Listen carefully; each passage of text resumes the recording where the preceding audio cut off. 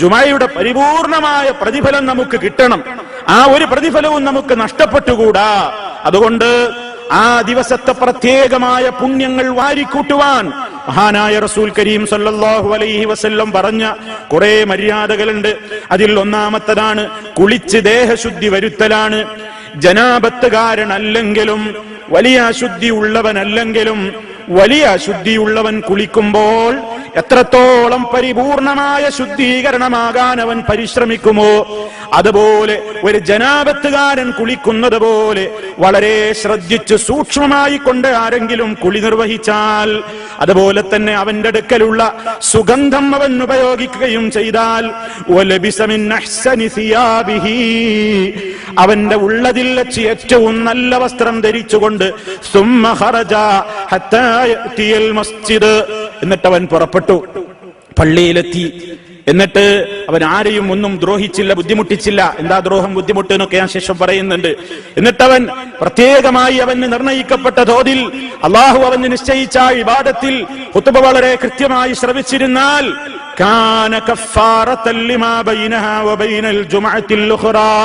അത് അവന്റെ ആ ജുമഅയുടെയും വരാൻ പോകുന്ന ജുമഅയുടെയും ഇടക്കുള്ള ചെറുദോഷങ്ങൾക്ക് പരിഹാരമാണ്. അത്രത്തോളം ആ പുണ്യത്തെ പറ്റി പറയുമ്പോൾ തുടക്കത്തിൽ പറഞ്ഞത് നമ്മൾ ശ്രദ്ധിക്കണം. എന്താ? മനി ഗത്തസല യൗമൽ ജുമഅ വമസ്സ മിൻ തീബിൻ ഇൻ കാന ഇൻദഹു വലബിസ മിൻ അഹ്സനി സിയാബിഹി. നല്ല വസ്ത്രം ധരിക്കുക, നന്നായി കുളിച്ച് ശുദ്ധി വരുത്തുക, സുഗന്ധം ഉപയോഗിക്കുക. ഇതൊക്കെ എല്ലാ ദിവസവും പ്രത്യേകിച്ച് മലയാളികൾ ചെയ്യുന്നതാണ്. എല്ലാ ദിവസവും നമ്മൾ കുളിക്കും. ചൂടുകാലമാകുമ്പോ 2 നേരവും 3 നേരവും ഒക്കെ കുളിക്കും. അത്തർ പുരട്ടും, സുഗന്ധം ഉപയോഗിക്കും. ഉള്ളതിൽ വെച്ച് നല്ല വസ്ത്രമേ പലപ്പോഴും പ്രവാസികളൊക്കെ മലയാളികൾ പ്രത്യേകിച്ചും ധരിക്കാറുള്ളൂ. അങ്ങനെയൊക്കെ ചെയ്യാറുണ്ട്. പക്ഷെ അതിന് കൂലി കിട്ടൂല. ഇതിന് പ്രതിഫലം കിട്ടണോ, ഇതിന് നമുക്ക് കൂലി കിട്ടണോ, അത് വെള്ളിയാഴ്ച ദിവസം, ഇന്ന് വെള്ളിയാഴ്ചയാണ് എന്ന ബോധം വേണം. ഇന്നത്തെ കുളിക്കൊരു പ്രത്യേകതയുണ്ട്. മറ്റു ദിവസങ്ങളിലെ കുളി പോലെയല്ല. കുളിക്കുമ്പോൾ ആ ബോധം വേണം. അത്തർ പുരട്ടുമ്പോൾ ആ ബോധം വേണം. നല്ല വസ്ത്രം സെലക്ട് ചെയ്ത് ധരിക്കുമ്പോൾ ആ ബോധം വേണം. അതെ, ഇതുകൊണ്ട് പ്രത്യേകമായ പുണ്യമുള്ള ദിവസമാണ്. എന്റെ പാപങ്ങൾ കരിച്ചു കളയപ്പെടുന്ന പ്രവൃത്തിയാണ്. എനിക്ക് അല്ലാഹുവിന്റെ അടുക്കൽ വലിയ ദറജ കിട്ടുന്ന പണിയാണ് എന്ന ഉദ്ദേശത്തോടെ അത് മനസ്സിലാക്കരുതേണ്ടത്. അല്ലാതെ ചില ആളുകളൊക്കെ ഉളു എടുക്കുമ്പോ നിയ്യത്തുണ്ട്, നിസ്കാരത്തിന് നിയ്യത്തുണ്ട് എന്ന് പറയുമ്പോൾ നിസ്കരിക്കാൻ വന്ന ഉസല്ലി ലില്ലാഹി തആല എന്നിങ്ങനെ അറബിയിലും മലയാളത്തിലൊക്കെ നിയ്യത്ത് പറയലുണ്ട്. പറയാനല്ല, ഉദ്ദേശം നമ്മുടെ മനസ്സിലാണ്. ഒരാൾ ഇങ്ങനെ കുളിക്കാൻ ബാത്റൂമിൽ പോയി വെള്ളിയാഴ്ചയുടെ പുണ്യം കിട്ടുവാൻ വേണ്ടി ഞാനിതാ കുളി നിർവഹിക്കുന്നു എന്ന് പറഞ്ഞ്, അത് മലയാളത്തിലും അത് അറബിയിലും ഒക്കെ പറഞ്ഞ് പാട്ടയിൽ വെള്ളമെടുത്ത് തലയിൽ ഒഴിക്കുക, അല്ലെങ്കിൽ അത്ര കുപ്പി ഇങ്ങനെ കയ്യിലെടുത്ത് പുരട്ടാൻ നേരത്ത് വെള്ളിയാഴ്ചയുടെ പുണ്യം ലഭിക്കുവാൻ ഉദ്ദേശിച്ചുകൊണ്ട് ഞാനിതാ അത്ര പുരട്ടുന്നു എന്ന് പറയേണ്ടതില്ല, പറയാറുമില്ല. നിയ്യത്ത് എന്ന് പറയുന്നത് മഹല്ലുൻ നിയ്യത്തി അൽ ഖൽബു, നിയ്യത്തിന്റെ കേന്ദ്രം അത് ഹൃദയമാകുന്നു. ഞാൻ പറഞ്ഞു വരുന്നത്, എല്ലാ ദിവസവും നമ്മൾ ചെയ്തുകൊണ്ടിരിക്കുന്ന ചില ശുദ്ധീകരണ പ്രക്രിയകളെ പോലെ യൗമുൽ ജുമഅയിലെ ശുദ്ധീകരണ സുഗന്ധ പ്രവർത്തികളെ നമ്മൾ ആക്കരുത്. ഉദ്ദേശമുണ്ടെങ്കിലേ അതുകൊണ്ട് നമുക്ക് കൂലി ലഭിക്കുകയുള്ളൂ. അതുകൊണ്ട് വെള്ളിയാഴ്ച ദിവസം പരിപൂർണമായ പ്രതിഫലം ലഭിക്കുവാൻ പ്രിയ സഹോദരന്മാരെ, നാം ഇതൊക്കെ വളരെയേറെ ശ്രദ്ധിക്കേണ്ടതുണ്ട്. അതുപോലെ തന്നെ നബി സല്ലല്ലാഹു അലൈഹി വസല്ലം വളരെ പ്രത്യേകമായ പ്രാധാന്യപൂർവ്വം പഠിപ്പിച്ചിരുന്നു നേരത്തെ പോവുക. ഇന്ന് ലോകത്തിൽ നിന്ന് നഷ്ടപ്പെട്ടുകൊണ്ടിരിക്കുന്ന മഹനീയമായ ഒരു സമ്പ്രദായമാണത്. നേരത്തെ പോകുന്ന സമ്പ്രദായം, നേരത്തെ ജുമഅക്ക് എത്തിച്ചേരുന്ന സമ്പ്രദായം. മഹാനായ റസൂൽ കരീം സല്ലല്ലാഹു അലൈഹി വസല്ലം എന്ന അന്നത്തെ ഇമാമും ഖതീബുമായ നബി കരീം സല്ലല്ലാഹു അലൈഹി വസല്ലം ഒഴികെയുള്ള എല്ലാവരും, അതേ ഇമാമിനും ഖതീബിനും സമയത്ത് പള്ളിയിലെത്തലാണ് നബി സല്ലല്ലാഹു അലൈഹി വസല്ലമിന്റെ മാതൃക. നേരെ വരുന്നു, മിമ്പറിൽ കയറുന്നു. അതേ അവസരത്തിൽ അല്ലാത്തവരൊക്കെയും നേരത്തെ ജുമഅക്ക് എത്തിപ്പെടാൻ, വളരെ നേരത്തെ എത്തിപ്പെടാൻ, അതിന്റെ ആദ്യ സമയത്ത് എത്തിപ്പെട്ടാൽ അതിന്റെ പ്രാധാന്യം നബി സല്ലല്ലാഹു അലൈഹി വസല്ലം വിശദീകരിച്ചിട്ടുണ്ട്. ആരാണ് അൽ മുസ്തഅജിലു ഇലൽ ജുമഅ കൽ മുഹ്ദി ബദന വല്ലദി യലീഹി കൽ മുഹ്ദി ബഖറ വല്ലദി യലീഹി കൽ മുഹ്ദി ശാതൻ വല്ലദി യലീഹി കൽ മുഹ്ദി തൈറ. സല്ലല്ലാഹു അലൈഹി വസല്ലമിൽ നിന്നുള്ള റിപ്പോർട്ടിൽ കാണാം, നേരത്തെ ആരാണോ ജുമഅക്ക് എത്തുന്നത് അവനൊരു ഒട്ടകത്തെ അല്ലാഹുവിന്റെ മാർഗത്തിൽ ബലിയർപ്പിച്ച പ്രതിഫലം പോലെയാണ്. അതിന്റെ അടുത്ത ടൈമിൽ വരുന്നവൻ ഒരു പശുവിനെ ബലിയർപ്പിച്ചതുപോലെ, അതിന്റെ അടുത്ത ടൈമിന് വരുന്നവൻ ഒരാട്ടിനെ ബലിയർപ്പിച്ചവനെ പോലെ, വല്ലദീ യലീഹി കൽ മുഹ്ദി തൈറാ, അവസാന സമയത്ത് വരുന്നവൻ ഒരു പക്ഷിയെ ബലിയർപ്പിച്ചവനെ പോലെ. ഇതൊക്കെ അതിന്റെ ഓരോ സമയങ്ങൾ. ഏതാണ് ആ സമയങ്ങൾ എന്ന് നിർണയിക്കപ്പെട്ടിട്ടില്ല. അത് നമ്മൾ വളരെയേറെ കരുതലോടുകൂടെ ശ്രദ്ധിക്കേണ്ടുന്ന കാര്യങ്ങളാകുന്നു. മഹാന്മാരായ ആളുകൾ അവരുടെ ചരിത്ര ഗ്രന്ഥങ്ങളിൽ രേഖപ്പെടുത്തിയത് നമുക്ക് കാണാം. മുൻഗാമികളായ ആളുകൾ ഫജ്ർ നമസ്കാരം കഴിഞ്ഞാൽ തന്നെയും ഉടനെയും സൂര്യോദയം നടന്ന് അധികം താമസിയാതെ തന്നെയും അന്നത്തെ കാലഘട്ടങ്ങളിൽ റോഡുകളും വഴികളും ഒക്കെ ജനങ്ങളെ കൊണ്ട്, ജുമഅക്ക് പോകുന്ന ജനങ്ങളെ കൊണ്ട് നിറയാറുണ്ടായിരുന്നു എന്ന് ചരിത്രത്തിൽ നിന്ന് നമുക്ക് വായിക്കാൻ സാധിക്കുന്നു. ഇന്ന് കേട്ടുകേൾവിയോ കാണാൻ പോലും കഴിയാത്തൊരു കാര്യമാണ്. എന്നാൽ വെള്ളിയാഴ്ചയല്ലേ, ഇന്ന് ഉറക്കിന്റെ ദിവസമാണെന്ന് കരുതി പ്രിയ പ്രവാസികളെ വല്ലാതെ കടന്നുറങ്ങാതെ, ഇന്നത്തെ ദിവസം എനിക്ക് നഷ്ടപ്പെട്ടാൽ അടുത്ത ജുമഅക്ക് ഞാൻ ഉണ്ടാകുമോ എന്നറിയില്ലല്ലോ, അതുകൊണ്ട് കഴിയുന്നത്ര നേരത്തെ എത്തണം. അതേ, അങ്ങനെ നേരത്തെ എത്തുമ്പോൾ ജുമഅക്കല്ലേ വരുന്നത്, ജുമഅല്ലേ നമുക്ക് ലഭിക്കേണ്ടത്. അത് നബി സല്ലല്ലാഹു അലൈഹി വസല്ലം പറയുന്നു. എന്താ അവിടുന്ന് പഠിപ്പിച്ചത്? അങ്ങനെ വരുമ്പോൾ നമ്മൾ റെക്കോർഡിൽ പെടണം, മലക്കുകളുടെ റെക്കോർഡിൽ നമ്മൾ പെടണം. തഖൂദുൽ മലായികത്തു യൗമൽ ജുമഅ അലാ അബ്വാബിൽ മസാജിദി മഅഹുമുസ് സുഹുഫ് യക്തുബൂനൻ നാസ്. അതേ, പള്ളികളുടെ കവാടങ്ങളിൽ മലക്കുകൾ ഇരിപ്പുറപ്പിക്കുകയാണ്. പള്ളികളിലേക്ക് ആദ്യം കടന്നു വരുന്നവരെ അവരതാ രേഖപ്പെടുത്തുന്നു. പ്രത്യേകമായി മനുഷ്യരുടെ കർമ്മങ്ങൾ രേഖപ്പെടുത്തുന്ന മലക്കുകൾ ഉണ്ടെന്ന് നമ്മൾ വിശ്വസിക്കുന്നു. അത് നമ്മുടെ വിശ്വാസമാണ്. നമ്മുടെ ഇടത്തും വലത്തുമായി നമ്മുടെ എല്ലാ കർമ്മങ്ങളും രേഖപ്പെടുത്തിക്കൊണ്ടിരിക്കുന്ന മലക്കുകളുണ്ട്.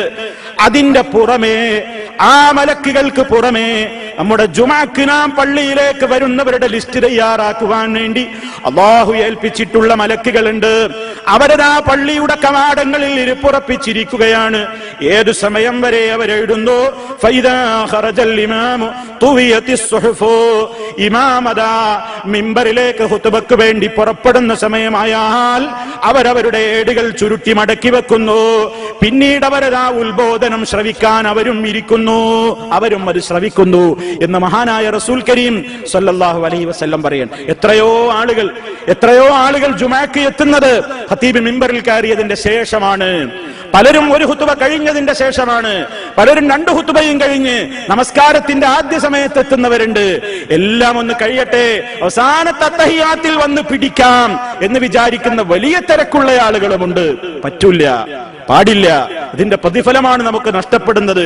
അതുകൊണ്ട് ഈ പറഞ്ഞ ഏറ്റവും മിനിമം ഖതീബ് മിമ്പറിൽ കയറുന്നതിന്റെ മുമ്പെങ്കിലും പള്ളികളിൽ എത്തിപ്പെട്ടവർക്കാണ് ജുമഅക്ക് പങ്കെടുത്തവരുടെ ലിസ്റ്റിൽ അവരാണ് ഉൾപ്പെടുന്നത്.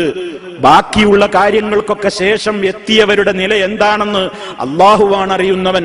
പക്ഷേ നബി സല്ലല്ലാഹു അലൈഹി വസല്ലം ഈ പറഞ്ഞതില്ലെന്ന് ജുമഅയുടെ പരിപൂർണമായ പ്രതിഫലം അവർക്കില്ല, അതിന്റെ പ്രതിഫലം അവർക്ക് നഷ്ടപ്പെടുന്നു എന്ന് എന്തായിരുന്നാലും നമുക്ക് ഗ്രഹിക്കാം. അതുകൊണ്ട് എല്ലാവരും ആ കാര്യത്തിൽ വളരെയേറെ ശ്രദ്ധിക്കേണ്ടതുണ്ട്.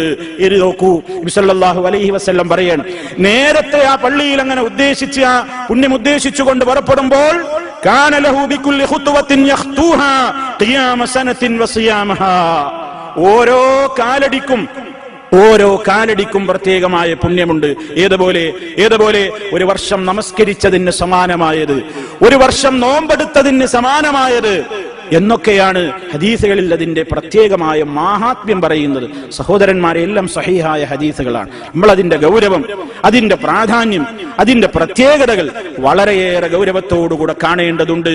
മാത്രമല്ല, പള്ളികളിൽ എത്തിപ്പെട്ടാൽ ജുമഅക്ക് മുമ്പ് പ്രത്യേകമായി ഒരു സുന്നത്ത് നമസ്കാരം ഇസ്ലാം നിശ്ചയിച്ചു തന്നിട്ടില്ല. ജുമഅക്ക് ശേഷമാണ് നമുക്ക് സുന്നത്ത് നമസ്കാരമുള്ളത്. എന്നാൽ ജുമഅക്ക് മുമ്പ്, ളുഹറിന്റെ മുമ്പുള്ളതുപോലെ പ്രത്യേകം സുന്നത്ത് നമസ്കാരം നിശ്ചയിക്കപ്പെട്ടു. എന്നാലോ ആരെങ്കിലും പള്ളിയിൽ കയറിയാൽ നബി സല്ലല്ലാഹു അലൈഹി വസല്ലം എന്താണ് പറഞ്ഞത്?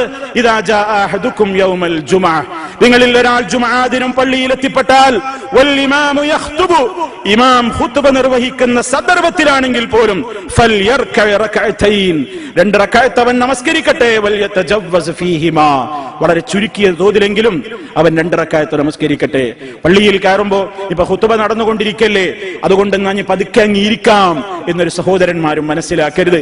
നബി സല്ലല്ലാഹു അലൈഹി വസല്ലമിന്റെ കാലത്ത് അവിടുന്ന് ഒരു സ്വഹാബി കയറി വരുന്നു, അദ്ദേഹം പള്ളിയിൽ ഇരിക്കുന്നു. പ്രവാചകൻ സല്ലല്ലാഹു അലൈഹി വസല്ലമിന് അറിയില്ല അദ്ദേഹം കയറിയ ഉടനെ എവിടുന്നെങ്കിലും നിസ്കരിച്ചോ ഇല്ലേ, അതുകൊണ്ട് ഉടനെ ചോദിച്ചു, നിസ്കരിച്ചിട്ടാണോ ഇരുന്നത്? അല്ല എന്ന് അദ്ദേഹം പറഞ്ഞപ്പോൾ, എങ്കിൽ ഖും ഫർക റക്അതൈൻ, ഉടനെ എഴുന്നേറ്റ് 2 റക്അത്ത് നമസ്കരിക്കുക എന്ന് മഹാനായ റസൂൽ കരീം സല്ലല്ലാഹു അലൈഹി വസല്ലം വന്ന സ്വഹാബി സുലൈഖുൽ ഖുത്ഫാനി റളിയല്ലാഹു അൻഹു ആണെന്ന് ചില റിപ്പോർട്ടുകളിൽ കാണാം. എന്തായിരുന്നാലും അതിന്റെ മഹത്വമാണ് അവിടുന്ന് പറയുന്നത്. ചിലപ്പോൾ ബാങ്ക് വിളിച്ചുകൊണ്ടിരിക്കുകയായിരിക്കും. ആ സന്ദർഭത്തിൽ പല ആളുകളും ബാങ്ക് തീരട്ടെ എന്ന് വിചാരിച്ച് തഹിയ്യത്ത് നിസ്കരിക്കാതെ അങ്ങനെ കാത്തു നിൽക്കും. അതല്ല വേണ്ടത്. ബാങ്കിന് ഇജാബത്ത് കൊടുക്കൽ ഒരു സുന്നത്തായ കാര്യമാണ്. അതേ അവസരത്തിൽ ഖുത്ബ പരിപൂർണമായി ശ്രവിക്കൽ നിർബന്ധമായും ശ്രവിക്കേണ്ടുന്ന കാര്യമാണ് ജുമാ ഖുത്ബ.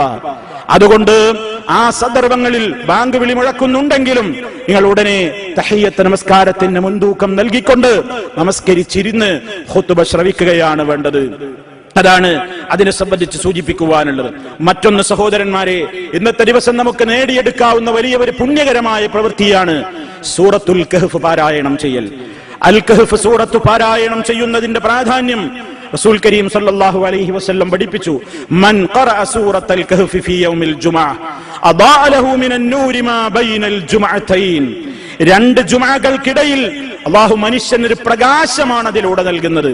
എന്താണ് അതിന്റെ ഉദ്ദേശമെന്ന് വ്യാഖ്യാനിച്ചിടത്ത് പല അഭിപ്രായ വ്യത്യാസങ്ങളും നമുക്ക് കാണാൻ സാധിക്കും.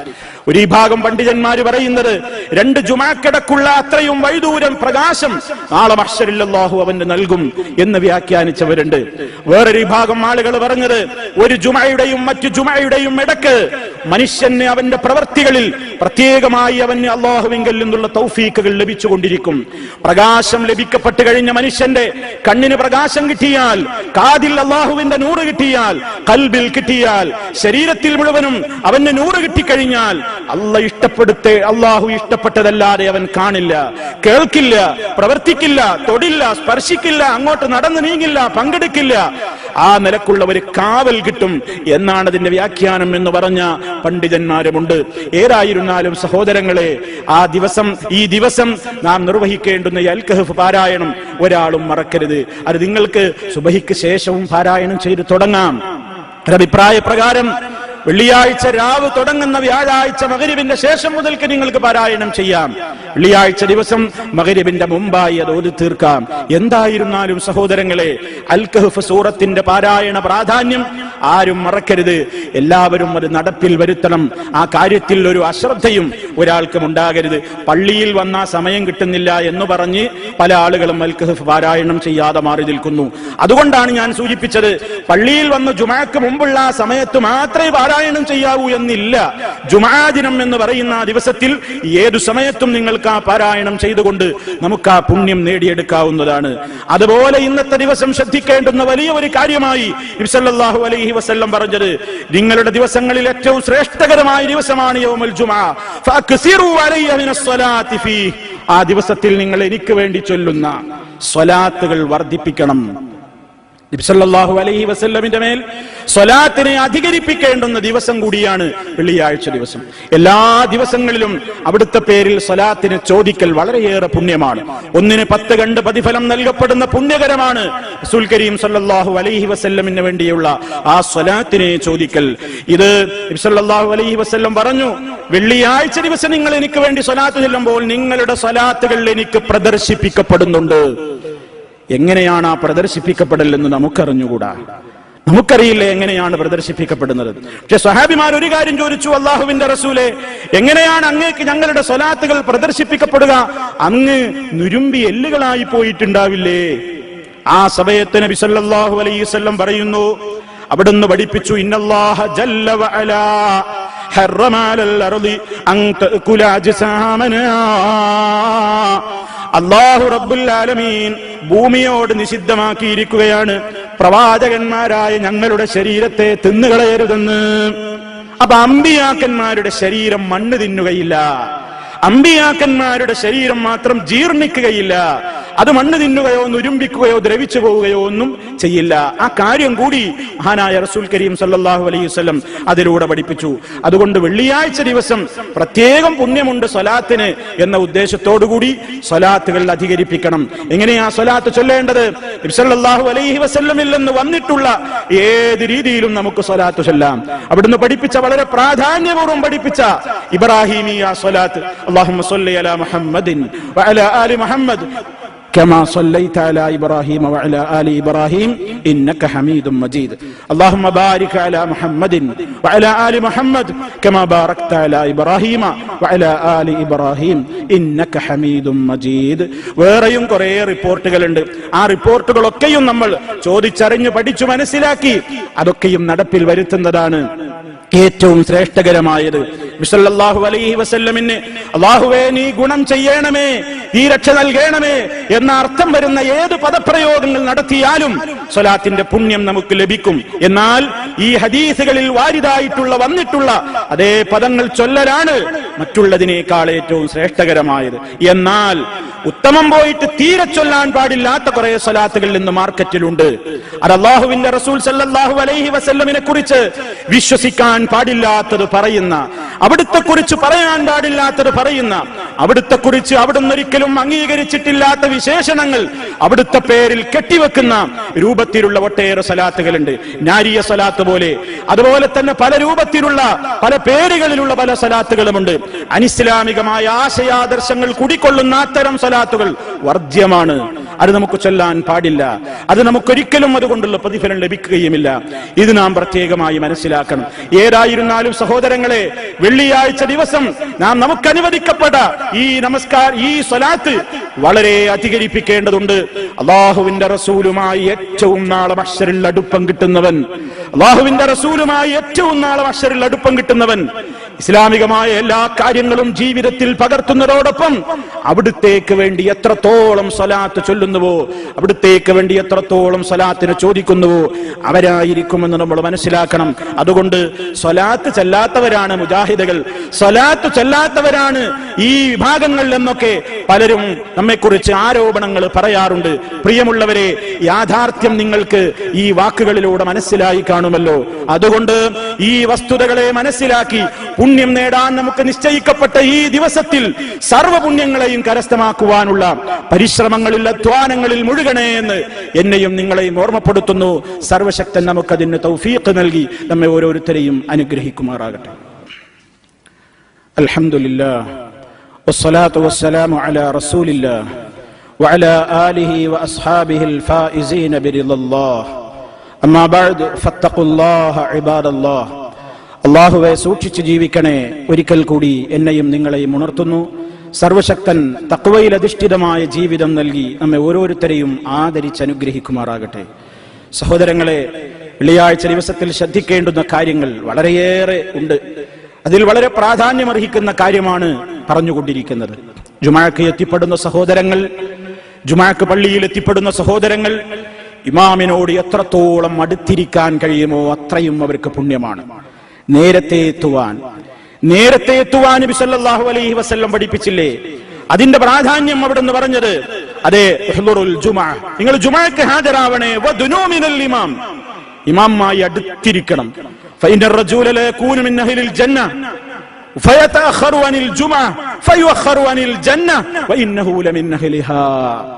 എന്താണ് ആ റിപ്പോർട്ടിൽ പറയുന്നത്? സ്വർഗാവകാശികളിൽപ്പെട്ട ചില ആളുകൾ തന്നെയും ജുമാക്ക് വരൽ പിന്തുന്നത് കാരണത്താൽ സ്വർഗത്തിലേക്കുള്ളവരുടെ പ്രവേശനവും പിന്തിക്കപ്പെടുന്നിടത്തോളം കാര്യങ്ങൾ ഗുരുതരമായി മാറാൻ സാധ്യതയുണ്ട്. അതുകൊണ്ട് നേരത്തെ എത്തി ഇമാമിനോട് അടുത്ത സീറ്റിൽ ഇടം പിടിക്കണം.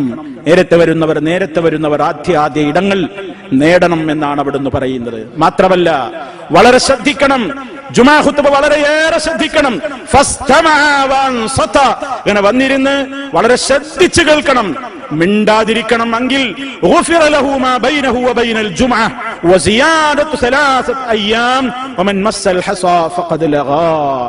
സല്ലല്ലാഹു അലൈഹി വസല്ലം പറയുന്നു, ആരെങ്കിലും അങ്ങനെ വന്ന് വളരെ ശ്രദ്ധിച്ചു കേട്ടു, മൗനം പാലിച്ചു എങ്കിൽ അവന്റെയും അവന്റെ ജുമാക്കിടയും ഉള്ള 3 ദിവസം വേറെയും അതേ 10 ദിവസത്തേക്കുള്ള പ്രത്യേകമായി അവന്റെ ജീവിതത്തിൽ വന്നു പോകുന്ന ചെറിയ ചെറിയ ദോഷങ്ങൾക്കത് പരിഹാരമാണ്. എന്നിട്ട് അവിടുന്ന് പറയുന്നു, വമൻ മസ്സൽ ഹസാ, ആരെങ്കിലും ചരൽക്കല്ലും മേലിങ്ങനെ കളിച്ചുകൊണ്ടിരുന്നാൽ ഫഖദ് ലഗാ, അവൻ അരുതാത്തത് ചെയ്തു പോയി.